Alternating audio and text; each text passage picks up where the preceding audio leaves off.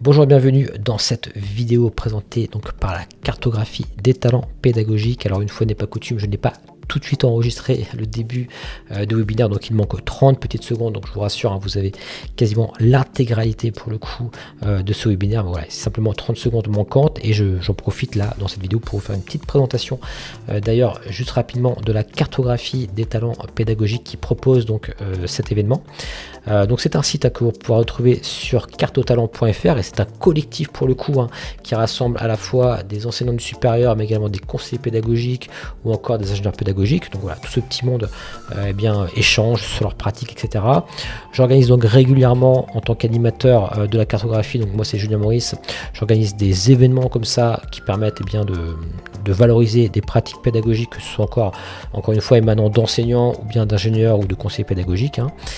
Et aujourd'hui, nous accueillons dans la vidéo qui va suivre Christophe Rabu, qui est donc professeur émérite à l'INSA de Toulouse.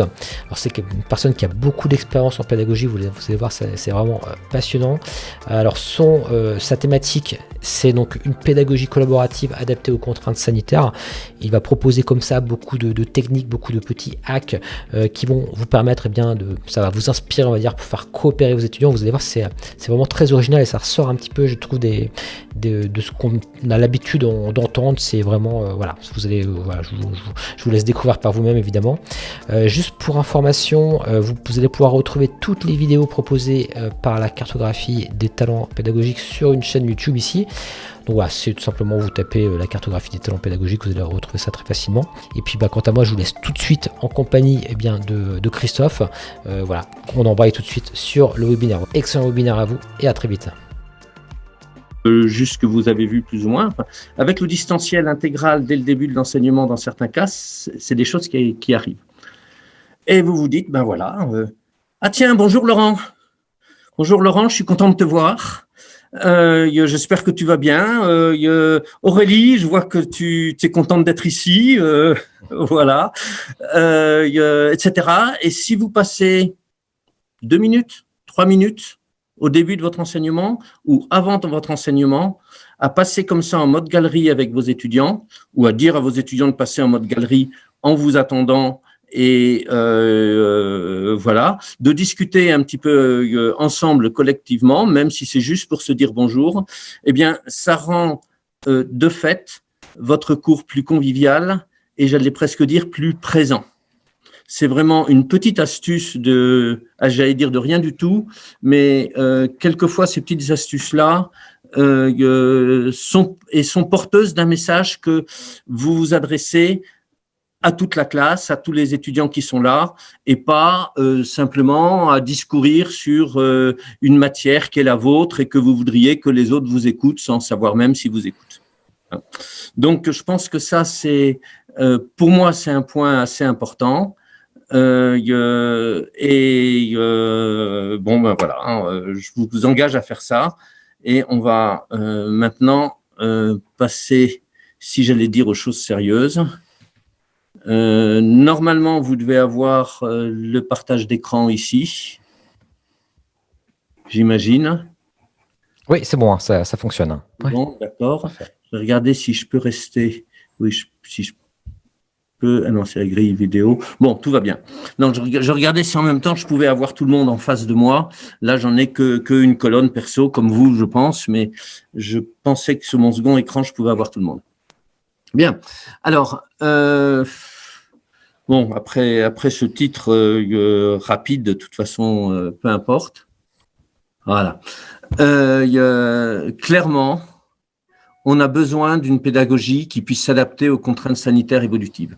Les contraintes évoluent, on est bien placé à l'heure actuelle pour le savoir, dans un sens, ça peut être dans un sens, ça peut être dans l'autre, et il est assez important, mine de rien, d'avoir une cohérence pédagogique tout au long de son enseignement. Donc, si vous avez une méthode de travail qui vous permet de passer assez facilement sur telle ou telle circonstance de fonctionnement, ce sera bien mieux. Pourquoi ? Parce que d'une part, la cohérence est importante. D'autre part, quand vous allez changer de stratégie pédagogique parce que tout d'un coup, vous êtes en distanciel ou tout d'un coup, vous êtes en présentiel, il va falloir un temps d'adaptation. Et à la fois, il ne faut pas déstabiliser les étudiants, leur montrer que ben non, on n'improvise pas, qu'on a bien prévu les choses et qu'on est cohérent d'un bout à l'autre. Enfin, bon, je ne vais pas dire accessoirement, mais pour éviter d'être pris au dépourvu lorsqu'on a une modification de contrainte.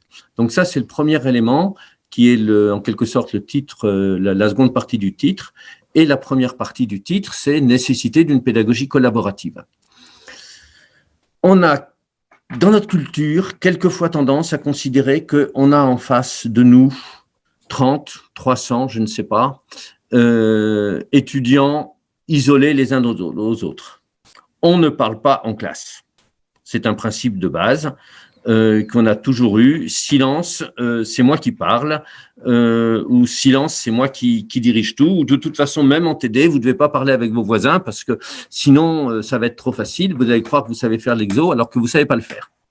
Bon. Donc, ça, c'est le principe. Eh bien, on va avoir le principe contraire. Hein.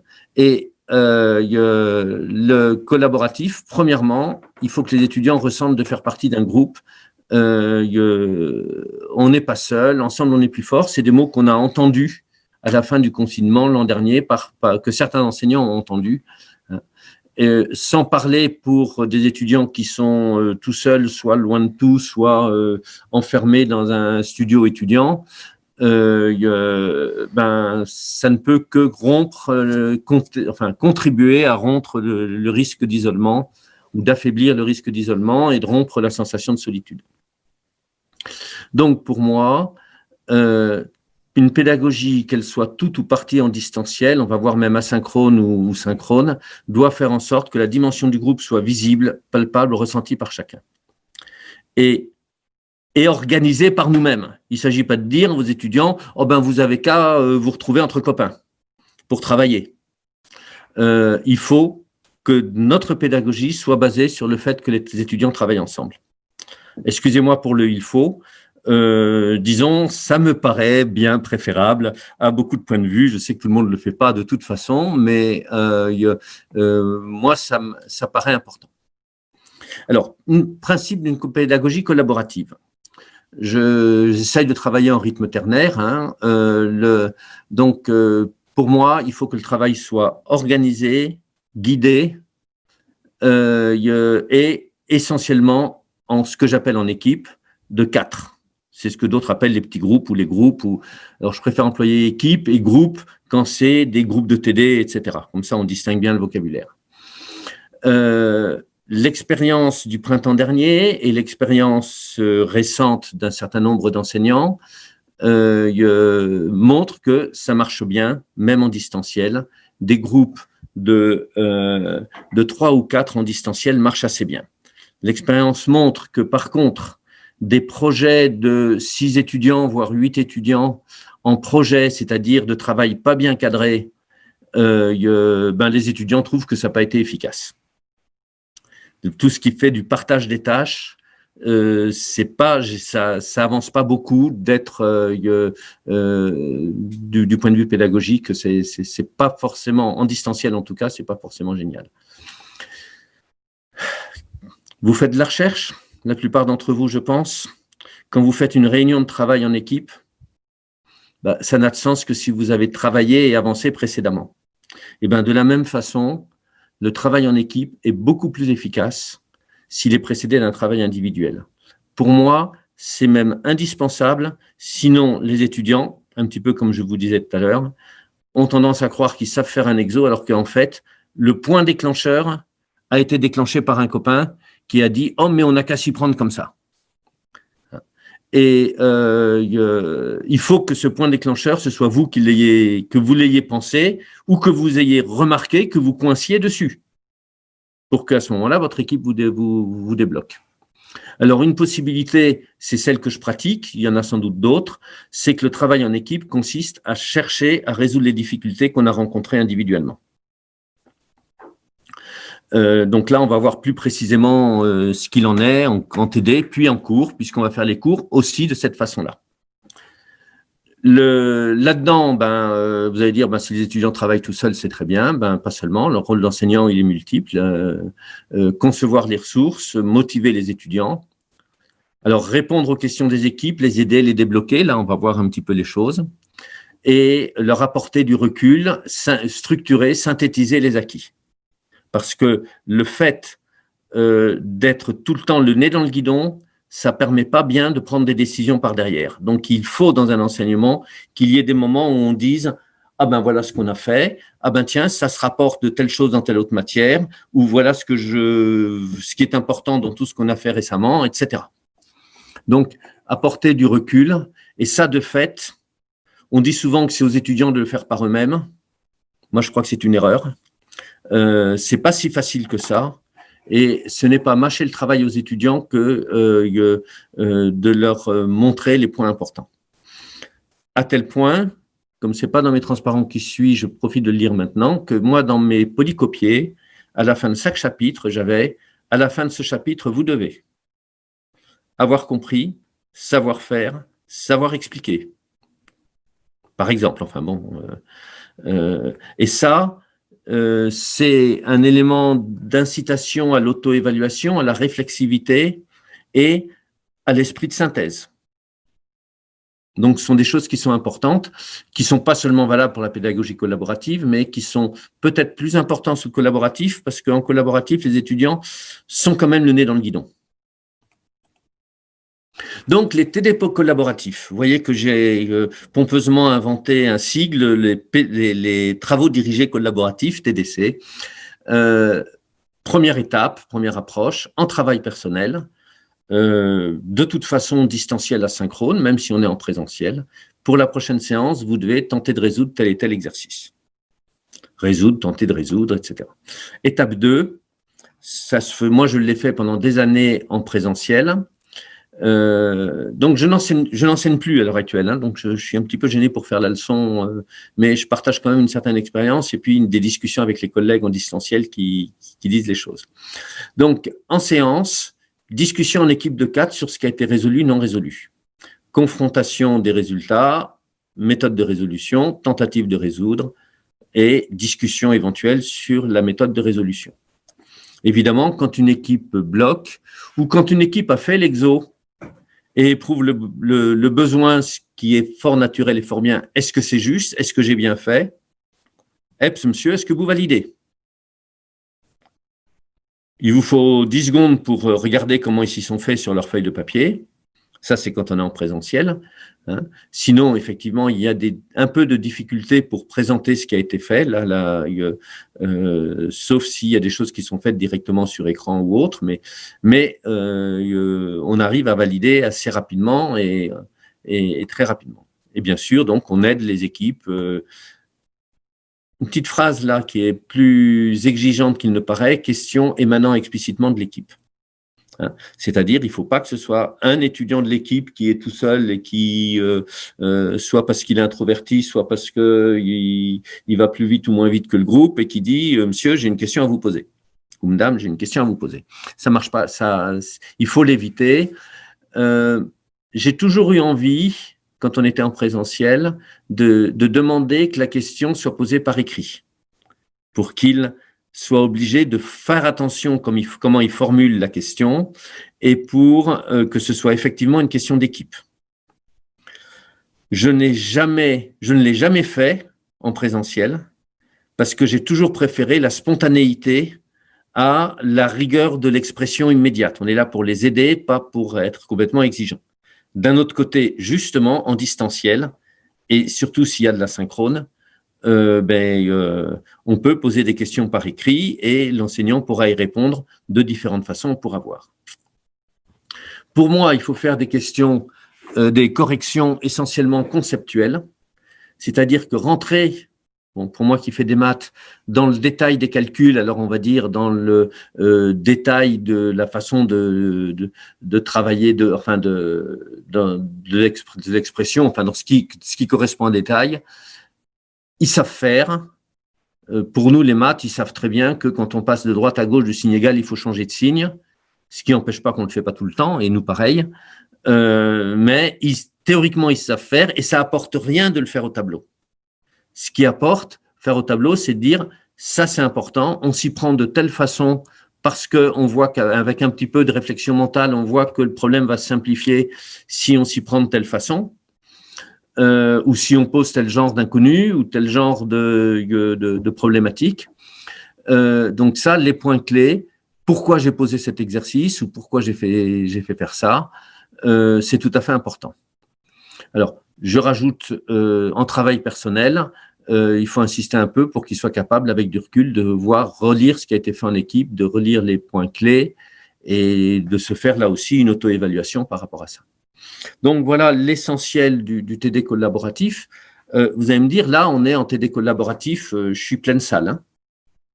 Bon, pour moi, il y a alors pleine salle, pardon, les 2 premières parties, si c'est en distanciel, les équipes ne sont pas forcément forcées de faire ça pendant le temps programmé dans l'emploi du temps. Ça peut être fait en asynchrone. Si c'est fait, c'est mieux en emploi du temps parce qu'on peut le faire à ce moment-là en synchrone avec l'enseignant et lui poser des questions. Et il peut débloquer les choses. J'ai évoqué 2 transparences sur les TD collaboratifs en demi-jauge, ce qui est une invention assez récente, hein, la demi-jauge. Je vois, Yanis, que tu rigoles. Bon, bon, j'ai deux façons où des enseignants m'ont dit qu'ils arrivaient à le faire, que c'était pas forcément complètement l'horreur. Moi, j'aurais vraiment pensé que c'était… Bon, les 2 demi-groupes travaillent de façon synchrone. L'enseignant, il est en direct, il est en direct pour tout le monde, en présentiel et en distanciel. L'enseignant essaye d'être disponible pour tout le monde. Il garde son ordinateur connecté avec les équipes distantes et il répond à la demande, tant aux équipes distantes qu'aux équipes présentes, après tout. Alors, est-ce que c'est possible, ça? Je suis désolé, si vous avez 30 étudiants, 15 plus 15, vous risquez pas de pouvoir le faire, 30 individus. D'accord? Parce qu'il y a quand même une lourdeur entre l'écran et la salle, etc. Par contre, si vous avez donc 32 étudiants, par exemple, ça fait 8 groupes de 4. Vous avez donc, on va dire, 4 groupes à distance et 4 groupes en salle. Eh bien, vous y arrivez relativement. Vous mettez les 4 groupes sur votre écran et vous voyez s'ils réagissent tel que. Donc, il faut jeter un coup d'œil régulièrement sur l'ordinateur pour voir si une équipe distance est en attente et appelle au secours. Et alors, une astuce qui m'a été donnée par une collègue de première terminale en Belgique, elle tourne l'ordinateur vers la classe. Ce qui fait que les équipes distantes voient les copains en train de travailler dans la salle. Vous vous rappelez ce que je vous ai dit au début, que c'était pas mal de voir les copains, que ça forme un esprit de groupe, que l'équipe se sent pas toute seule. L'enseignant, en étant dans la salle, peut voir au secours, au secours, au secours. Bon, et puis si elle a le son sur l'ordinateur, effectivement, les élèves peuvent même appeler avec le son, pourquoi pas. Donc ça, c'est une petite astuce auquel j'aurais pas pensé tout seul et que je trouve tout à fait bien. Alors, la demi-jauge, mais autrement. Le groupe en distanciel travaille en asynchrone et on va voir un peu comment on peut fonctionner. Pour moi, ça peut même se faire totalement asynchrone, on va le voir dessous. C'est simple, il faut poser les questions par écrit. Alors ça, c'est intéressant, c'est un petit peu, on pourrait dire, vicieux, parce que ça oblige justement à bien formuler la question, à être d'accord sur la question qu'on pose, éventuellement à passer à l'exercice d'après parce qu'on sèche et qu'on a vraiment besoin de la réponse pour faire, puisqu'on est en asynchrone. Mais l'enseignant peut y répondre dans le forum, soit dans un email, soit, surtout, à mon avis, lors de la prochaine séance en présentiel sur ce demi-groupe. Puisque après, quand le demi-groupe sera en présentiel, l'enseignant sera à temps plein pour le groupe et pourra s'adapter exactement aux difficultés qu'ont eues les 4 ou 5 équipes du demi-groupe. D'accord ? Et puis, ça, c'est l'expérience de gens qui font de la synchrone, des MOOC ou autre chose. Les autres équipes ou même individus peuvent aussi répondre aux questions si elles le souhaitent et la réponse peut être validée par l'enseignant. en disant, ou un peu détaillé, reprise, re-rédigé quelquefois, parce que souvent les idées sont bien, mais les rédactions ne sont pas parfaites. Enfin, je pense un peu trop aux maths peut-être. Mais... Et puis, commentaire de vive voix lors de la prochaine séance en présentiel.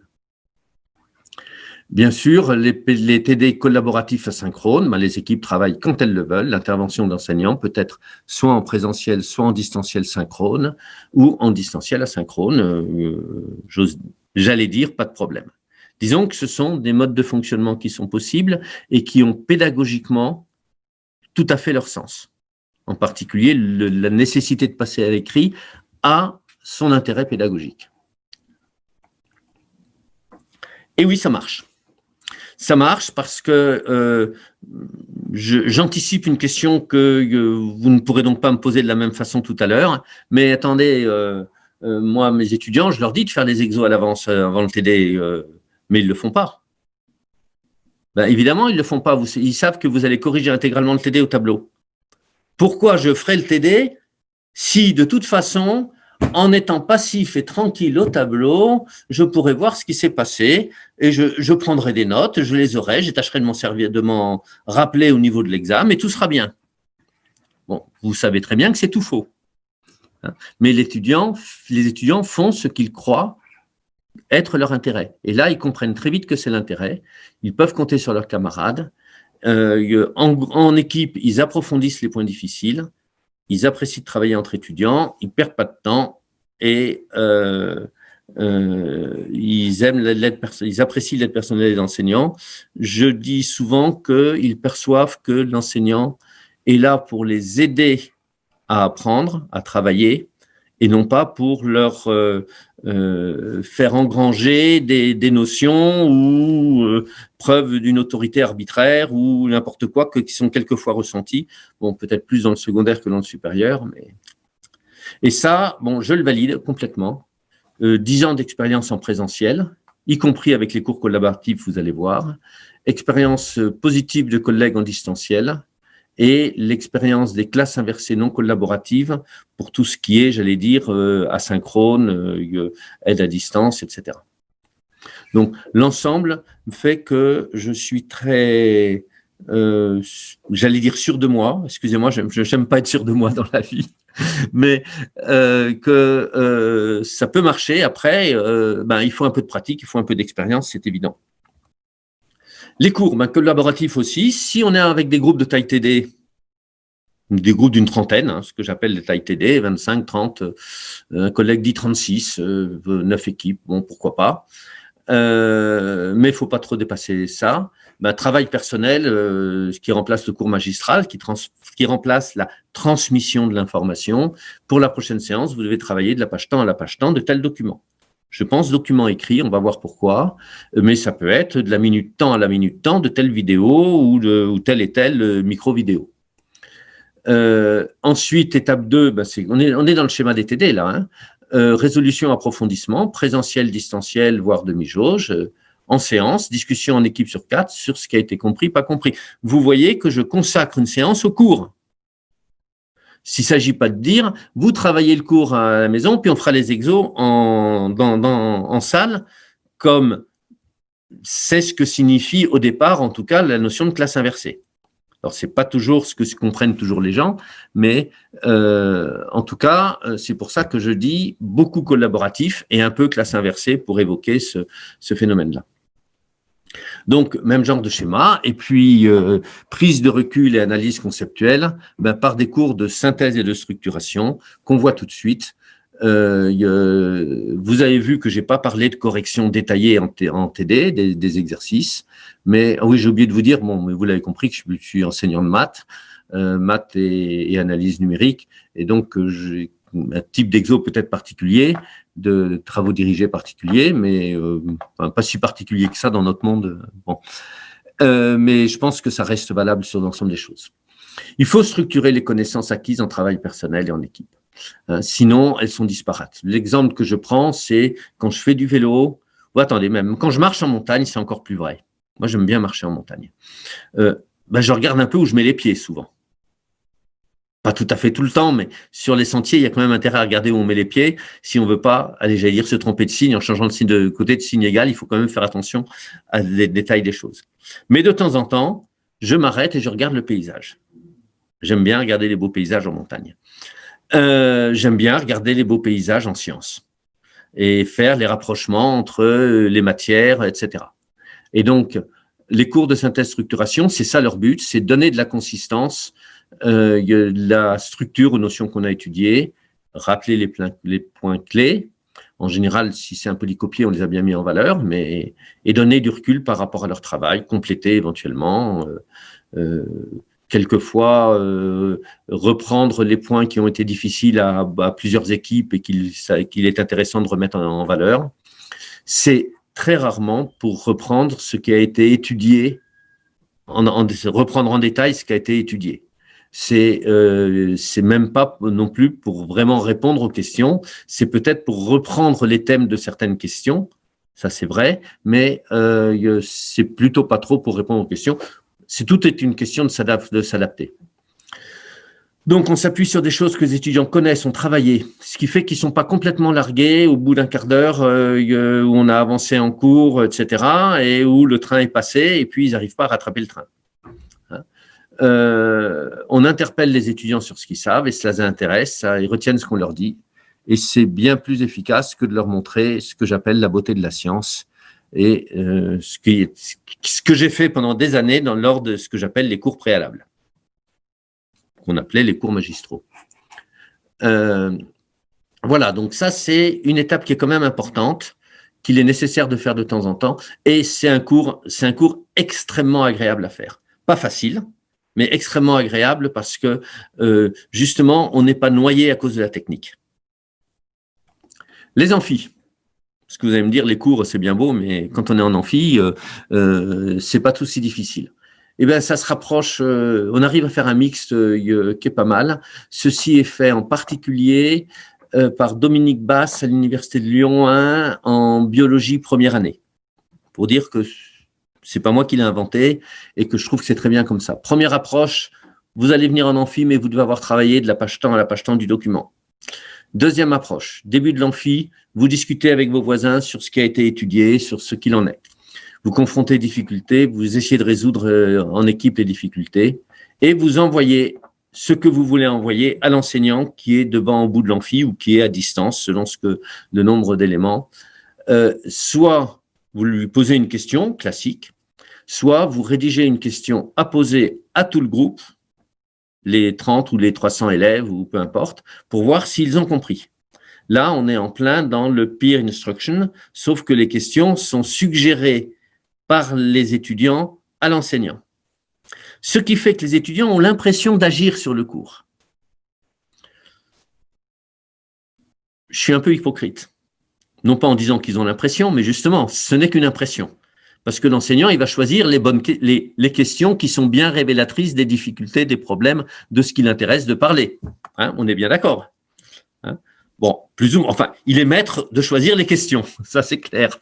Bon, mais effectivement, ça influe sur les choses et les étudiants, quand ils voient que les gens en amphi ont pas compris, eh ben, ils se disent, bah, tiens, on n'était pas les seuls au départ, ou etc. Et donc, là, troisième élément, c'est l'enseignant pose des questions à tout le groupe avec un système de vote. Donc, vous devez, je pense, connaître le système. Sinon, il faudra qu'on en reparle ou tout à l'heure ou une autre fois.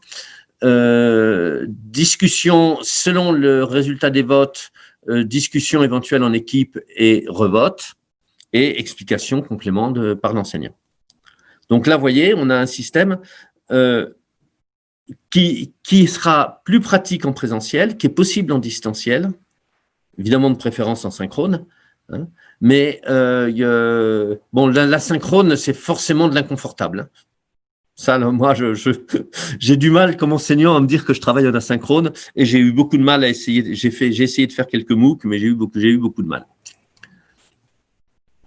Alors maintenant, on va rentrer un tout petit peu deux, trois transparents, puis rassure-toi, Julien, c'est bientôt, on se rapproche de la fin, ou si vous vous impatientez.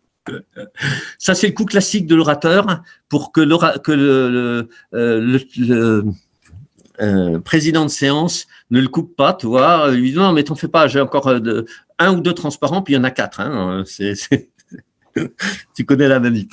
Bon, gros avantage pour l'écrit, c'est plus facile et plus souple pour lire de façon sélective, pour une meilleure attention. On a trop l'habitude de regarder des clips vidéo et des choses comme ça sans y faire gaffe. Moi, j'ai beaucoup vu des étudiants dans les TD revenir en arrière sur le polycopier, sur le cours, ne serait-ce que pour dire si c'est comme ça, regarde, le théorème il dit ça, ou tel élément, je fais référence à telle page du polycopier. Avec les vidéos, vous pouvez toujours attendre, ça marche pas. Vérifier un détail oublié, argumenter, puis en plus revoir, réviser, c'est plus facile qu'avec une vidéo. Le polycopier plutôt qu'un livre, ça permet de le personnaliser de différentes façons. Moi, mes polycopiers, les étudiants le surlignent de façon, à mon avis, abusive, mais bon, si vous surlignez tout, ça marche plus. Meilleur investissement personnel, et donc il connaît le document, donc on sait le consulter. Écriture, alors il faut faire une écriture assez conviviale si possible, et c'est bien perçu comme un message venant de l'enseignant, etc. La vidéo est intéressante pour ce qui est information, mais aussi peut-être pour faire une synthèse et structurer des acquis. À mon avis, les cours de synthèse et structuration sont mieux en direct qu'en vidéo, mais il n'est pas aberrant de les faire en vidéo. Où est-ce que j'en suis, moi? Polycopier. Merci à Karine Julienne. Je ne sais pas si Karine, tu es là ou pas, mais elle était lors de mon précédent séminaire de la Carto au mois de juin, et elle a fait cette synthèse de cet élément de apprendre à lire un document scientifique que je n'avais pas fait pareil. Donc, je rends à Karine ce qui est de Karine. Ça, les étudiants savent lire, c'est une expression à moi. J'ai découvert que les étudiants savaient lire. Je croyais qu'un cours, c'était pour oraliser quelque chose qui était trop difficile à lire. Ouais, mais en fait, ils savent très bien lire les choses, mais un document scientifique, c'est pas tout à fait comme un roman, et ça s'apprend un peu. Faut donc, en fait, ça s'apprend en le faisant, mais il faut dire il faut leur dire comment faire. On fait une lecture ciblée, puis une lecture plus fine. Moi, quand j'ai un article de recherche à expertiser, à reviewer, à rapporter selon le vocabulaire que vous voulez que vous voulez utiliser, eh bien, je commence à lire un peu, pas très rapidement, mais un petit peu l'ensemble de l'article pour me donner l'atmosphère générale de l'article, voir ce qu'il en est. Et je relis plus dans le détail d'après. Et je considère que c'est comme ça qu'il faut lire, pareil, un polycopier. Remarquez que ça, on ne peut pas le faire en amphi. Quand vous êtes à l'oral, vous ne pouvez pas le faire. Alors que ça, si vous dites aux étudiants de le faire, ils ne sont pas forcés de faire ligne à ligne tout du long.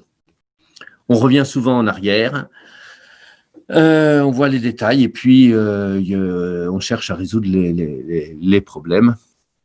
Bref, on ne lit pas tout de la même façon, on ne lit pas tout de A à Z du premier coup, mais on l'utilise. Et le retour en arrière, c'est fait quelquefois au niveau des TD.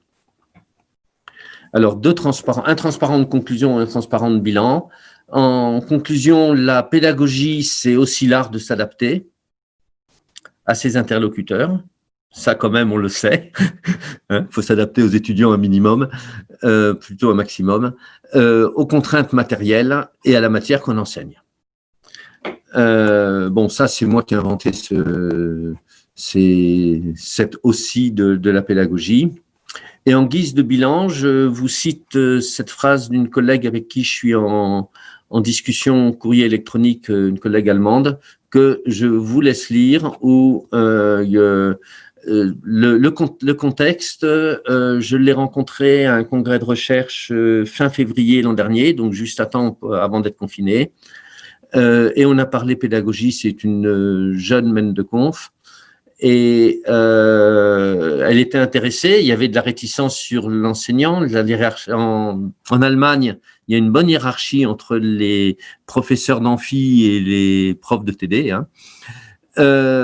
Bon, et en fin de compte, surtout avec le second confinement, l'enseignant a dit « tu fais ce que tu veux, il n'y a pas de problème ». Bref, elle fait ça depuis moins d'un mois parce que la rentrée universitaire allemande est plus tardive que la nôtre.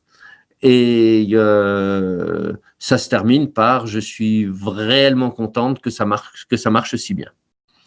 Je dois avouer que c'est bon, vous avez son bilan à elle. Vous êtes 56. Donc, si j'avais des gens qui me disaient je suis surpris que ce que vous m'avez dit, ça marche si bien. D'accord. Bien. Donc, je vais vous laisser la parole. Simplement 2 mots. Si les points sur lesquels j'ai déjà des transparences, si vous voulez des points que vous voulez aborder, correction des exercices et problèmes, rédiger un texte pour un travail en autonomie, ça je crois que c'est un peu important. Les polycopes, ça se rédige pas tout à fait pareil. La méthode élastique pour rédiger en amphi et quelques principes de méthode collaborative qui sont pas de moi, mais j'ai pas dit qui. Et comment susciter la motivation des élèves, comment former les équipes et des documents différents pour les cours. Voilà. Donc je pourrais mettre ça en lien éventuellement, Christophe. Voilà, tout à fait. Non, mais c'est fini. Enfin, c'est fini. Voilà. À vous la parole. Et oui, alors j'ai fermé la fenêtre partagée sans le faire exprès. C'est marrant. Oh, c'est très bien comme ça. Oui, non, mais c'est tout à fait bien. Je suis d'accord. Merci Christophe en tout cas pour cette présentation. C'était très riche. Moi, j'ai pris plein de notes. Je vais laisser peut-être des personnes poser des questions. Moi, j'en aurai certaines, mais si jamais vous voulez commencer à embrayer, allez-y, n'hésitez pas. Voilà, pour poser la question, vous activez simplement votre micro et puis vous pouvez poser la question. Éventuellement, si vous souhaitez, avant, vous pouvez très bien m'envoyer un petit point d'exclamation. Si vous voulez que je vous donne la parole, ça peut être aussi ça l'idée, dans le chat. Je veux bien commencer pour le coup. Oui, Laura. Bonjour, merci beaucoup pour cette présentation, c'était très intéressant. Il y a juste un petit point que je ne suis pas sûre d'avoir compris, c'est qu'il me semble que vous avez dit qu'il ne fallait pas mâcher le travail des étudiants et juste après, vous avez mis qu'en fin de la leçon, vous aviez un encart justement qui spécifiait… Attends, excuse-moi, j'ai peut-être mon micro qui n'est pas tout à fait assez fort. Ou est-ce que c'est moi qui parle pas Voilà, à toi. Faut que tu reprennes un peu parce que je n'ai pas compris les deux choses qui sont contradictoires. Je disais que il me semble que vous avez dit qu'il ne fallait pas mâcher le travail des étudiants, mais par contre, après, que vous faisiez un encadré avec ce qu'ils devaient avoir compris, ce qu'ils devaient savoir faire, savoir expliquer. Et je trouve ça un petit peu contradictoire, mais après, peut-être que ce n'est pas le cas, mais j'aurais voulu que vous reveniez dessus. Ouais. Alors, qu'il ne faut pas mâcher, il ne faut pas trop prendre les étudiants toujours par… Effectivement, je pense qu'il faut que c'est… Bon, d'abord, c'est pas très grave quand ils apprennent des choses de beaucoup détailler. D'accord ? Au contraire, c'est pas mal. Je pense que c'est bien de les laisser chercher un peu seuls, puis en équipe. Je pense que le travail de synthèse, c'est un travail difficile et qu'il est important de les aider à le faire et de les inciter à avoir un effet d'auto-réflexion, de réflexivité, comme disent les pédagogues, en disant où est-ce que j'en suis dans tout ça. C'est quelque chose. Enfin, moi, on a à l'INSA Toulouse ce qu'on appelle le dispositif réussite, où les étudiants qui sont gênés, qui sont pas à l'aise, qui sont en difficulté, peuvent avoir un enseignant qui leur donne des conseils méthodologiques de travail. Et moi, le premier conseil méthodologique, c'était de dire, tu prends du recul par rapport à tes documents, par rapport à tes notes, et tu te dis, est-ce que ça, je l'ai bien compris? Est-ce que je suis capable de l'expliquer? Et puis, si je ne l'ai pas bien compris, il faut que je rebosse dessus. Ça, je l'ai bien compris, je ne rebosse pas trop dessus, je fais la sélection sur quoi je travaille, etc. Et donc, d'une façon générale, avoir, y compris dans ces documents, une phase où on leur dit, à ce stade-là, vous devez avoir compris ce que c'est qu'un centre de gravité. Vous devez avoir compris savoir utiliser l'intégration par partie. Alors, excusez-moi, je prends des exemples plutôt maths, mais enfin, centre de gravité, c'est pas trop maths, mais bon, où vous devez avoir compris, avoir bien assimilé que la relativité, on mélange le temps et l'espace et que tout ça, ça fait qu'un espace à 4 dimensions et non plus deux choses complètement différentes. Je m'exprime sans doute mal sur la relativité, mais vous devez avoir compris telle chose sur la relativité. Je trouve que c'est pas mal. Oh là là là là là là, j'ai un souci. Je prends une petite seconde pour rebrancher, je n'avais pas pensé. Pardon. Julien, il sait que je suis arrivé en catastrophe. Ouais, c'était quelques aventures. Je n'ai pas pris le temps de brancher mon ordinateur, il est en train de me dire que ma batterie est faible. Ah oui. Mais comme j'ai quand même été prévoyant que j'ai apporté la batterie, sauf qu'il va falloir que j'ai une prise là. Mais effectivement, juste le temps que Christophe rebranche son ordinateur, moi, ça me fait penser un peu à la pédagogie par problème, finalement, ce que tu mets en place, Christophe. Je ne sais pas si on peut l'interpréter comme ça, mais c'est que les étudiants se posent des questions avant qu'ils arrivent, et puis ensuite, on travaille avec eux à la résolution. Bon, alors, il y a des éléments communs. Je te dirais, à la limite, ça te fait penser, c'est très bien. Ce que j'ai mis en place en termes de pédagogie collaborative, c'est mis en place très clairement par opposition à l'apprentissage par problème et par projet. Où le travail en équipe, je vois Yanis qui a l'air de rigoler. Bien. Vous voyez, en plus, en enseignant comme ça, vous pouvez dire si vous avez les étudiants en face, si vous avez le groupe d'étudiants et s'ils se voient mutuellement, vous pouvez réagir à quelques trucs comme ça, qu'on ne peut pas faire si on est uniquement technique, etc. Bon. Qu'est-ce que je reproche ? Ne pas être assez guidé. On leur demande quelquefois de redécouvrir l'eau tiède, alors qu'ils n'ont pas les moyens de bien gérer ce que c'est que l'eau chaude et l'eau froide. Ça incite au travail, à la partition du travail, à la répartition du travail. Oh ben attends, toi tu es fort en informatique, tu fais le programme, moi je suis fort en théorie, je fais la théorie, toi tu sais rédiger, tu rédiges. C'est exactement le contraire qu'il faudrait faire. Tu ne sais pas rédiger, c'est toi qui rédiges, etc. Donc, ma méthode est clairement en opposition avec le partage des tâches, avec des groupes trop nombreux. Des groupes de 6 ou 8, c'est très bien pour faire du partage des tâches, je suis d'accord. Mais ça, le partage des tâches, ça a un sens à un niveau, ça a peut-être un sens à un niveau M1, M2, où on apprend à acquérir des choses, à se transmettre, etc. Mais dans tous les domaines qui sont des domaines de base, de formation, où on veut que tout le monde ait acquis toutes les compétences techniques, il ne faut pas faire de partage de tâches sur les compétences techniques.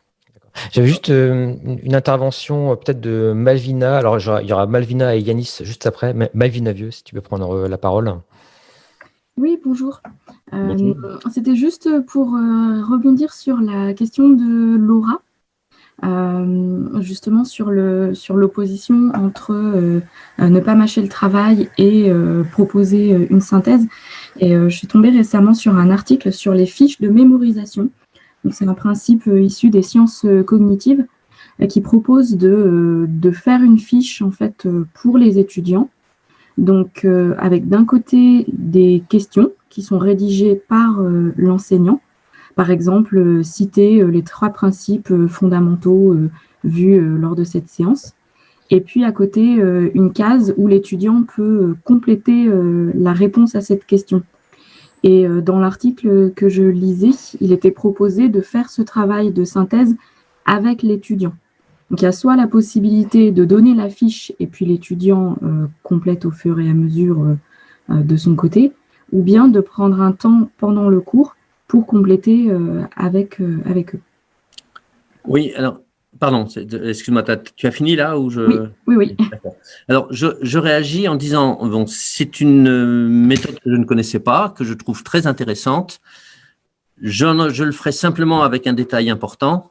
Je ne ferai pas ça avec l'étudiant, mais avec les équipes. C'est-à-dire que je demanderai aux équipes de répondre aux questions en question. D'accord ? Et ça leur permettra d'approfondir beaucoup plus.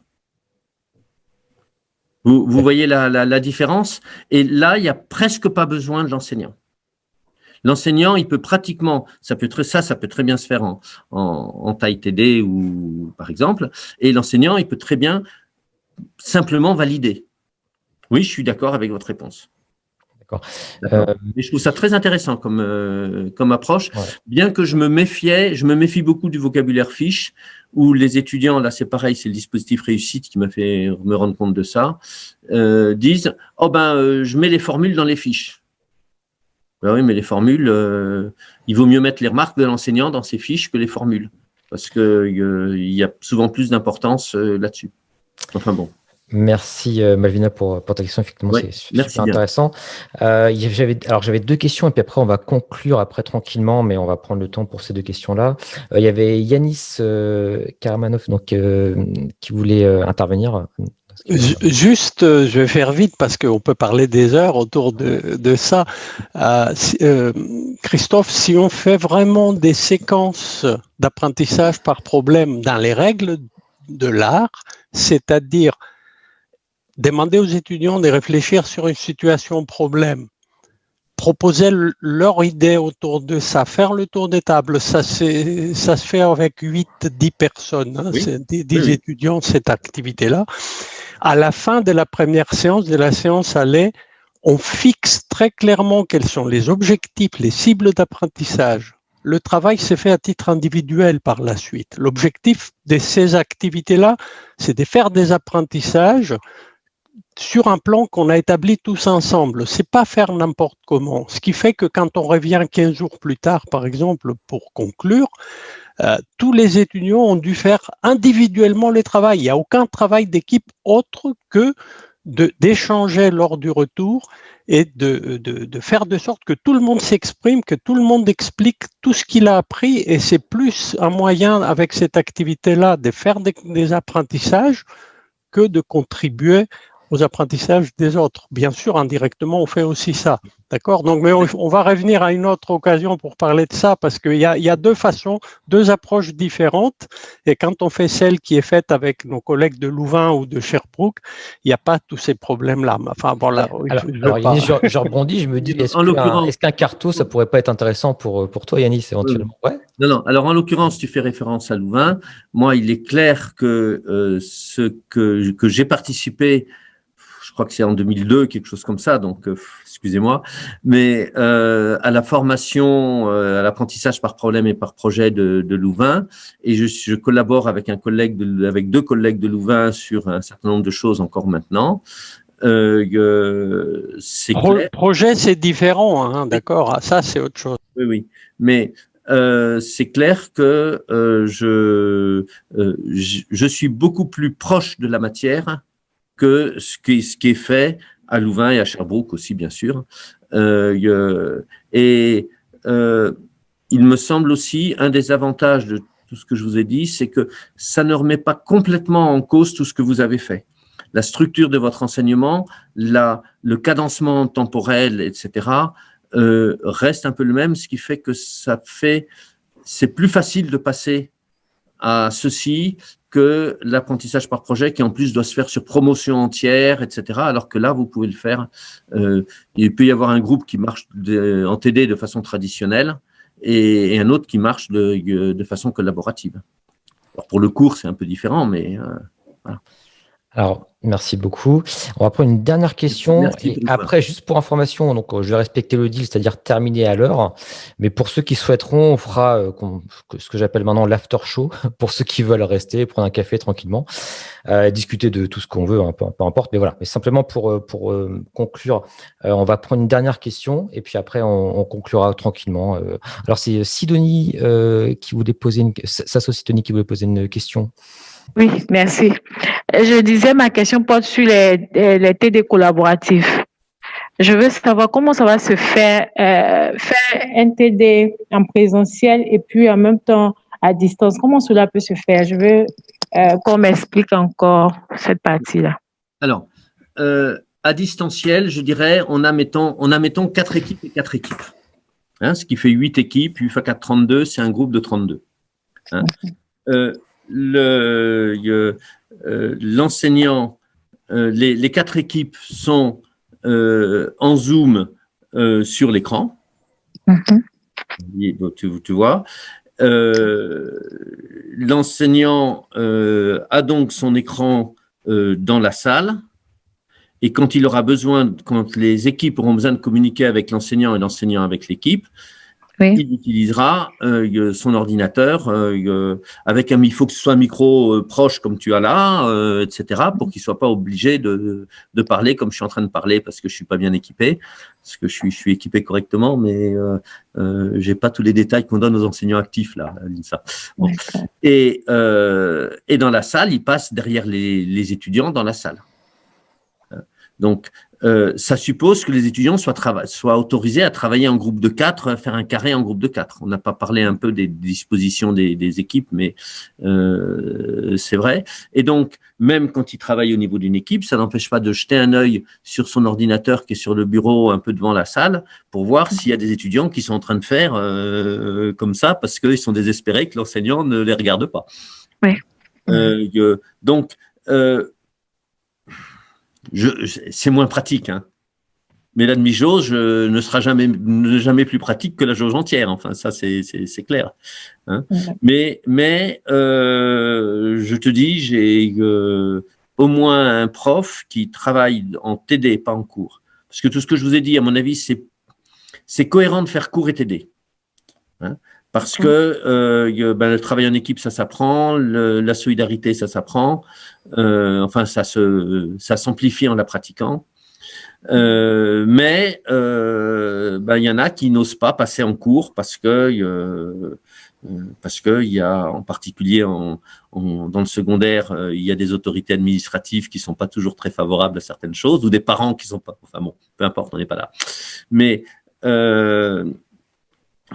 donc elle le fait en TD et elle m'a dit si ça fonctionne assez bien. Voilà.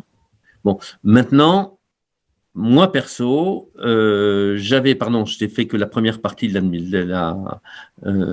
la demi-jauge. Moi perso, j'avais plutôt pensé à dire la semaine des groupes qui sont à distance, ils travaillent en équipe tout seul, en asynchrone en quelque sorte, et je commenterai avec leurs questions, etc., la séance d'après où je serai avec ceux-là, pendant laquelle la séance, les autres feront du travail en équipe en asynchrone. Là, attends, c'est 2 façons de faire, il y en a peut-être encore une troisième. Hein, Parfait. C'est vrai que ça pourrait donner l'occasion à de nombreux échanges encore par rapport à tout ça. En tout cas, merci à tous. Là, je vais partager mon écran et avec la petite musique, évidemment. Donc, en fait, pour vous rappeler... il n'y a pas de son d'ailleurs. Il faut que je fasse... Hop, partager le son. Ah si, pourtant il y avait le son. Si, ça marchait. Ouais, ça marchait. Voilà. Alors en fait, simplement pour vous rappeler donc, que ce webinaire a été proposé par la cartographie des talents, donc cartotalent.fr. Donc n'hésitez pas encore une fois à vous y inscrire si vous n'avez pas de compte. Donc pour rappel, vous retrouverez ce webinaire d'ailleurs sur la chaîne YouTube. Voilà, alors je vous propose pour ceux qui sont motivés, ceux qui ont le temps un petit peu de rester en ce vendredi matin tranquillement connectés, moi je vais aller me faire un petit café. Si vous voulez rester, échanger sur tout et n'importe quoi, on se retrouve tranquillement, on va vous rester là, moi je vais me faire un café et puis je laisse tout ouvert. Et puis je reviens tout de suite dans 2 minutes. Du coup Christophe, merci pour tout. C'était top. Et puis voilà, je sais pas si tu avais un dernier petit mot pour la fin, éventuellement. Vous découvrirez quelque chose en faisant du collaboratif et vous y trouverez certainement beaucoup plus de plaisir. En tout cas, ça renouvelle nettement le type de plaisir. Presque ce que j'ajouterais, c'est un point que j'ai dit, c'est les étudiants ont une vision des choses, ont une vision du rôle de l'enseignant différente. Et bon, je l'ai eu très récemment. J'ai un étudiant qui est sorti de l'INSA en 2015, qui m'écrit un truc en disant ma boîte a besoin d'un stagiaire qui pourrait être par chez vous. Et puis, comment ça va, etc. Alors, je lui dis, prof émérite, et puis, si j'étais pas prof émérite, ton courrier, il te serait revenu. Hein. Et puis, je lui ai pas dit pourquoi tu m'as écrit à moi plutôt qu'au responsable de stage, mais je lui ai dit un petit mot par rapport à ça. Il m'a dit, mais oui, bien sûr, j'ai écrit à vous parce que vous avez toujours été là pour nous aider. Tu vois ? Et ça, bon, alors c'est ma personnalité, ça, c'est clair, mais ça correspond bien à ce que j'espère et à une vision différente que je vois sur certains étudiants. Et en particulier, quand les étudiants sont partis après, il y a aussi une étudiante qui travaille avec Clermont-Ferrand chez Michelin, avec qui on est en contact tous les deux. Alors que j'ai pas ça avec j'avais pas ça avant, quoi. Les a marqués quelque part via cette pédagogie. Ouais. Parfait. Si vous voulez marquer les étudiants, tranchez un peu avec l'enseignement traditionnel. Parfait. Merci en tout cas, Christophe. On peut rester tous ensemble si vous voulez. En tout cas, je conclus ce webinaire tout de suite maintenant à l'instant. Et puis, je vous dis à très bientôt. Pour ceux qui veulent rester, vous pouvez rester. Puis, pour les autres, à très bientôt pour un nouveau carto. Voilà. Merci beaucoup à tous. Au revoir. Merci, au revoir. Merci, au revoir. Merci, au revoir. Merci. Bien. Pascal, Je vais chercher mon café aussi. Merci, au revoir. Mais, À tout de suite, Christophe. ça nous choque.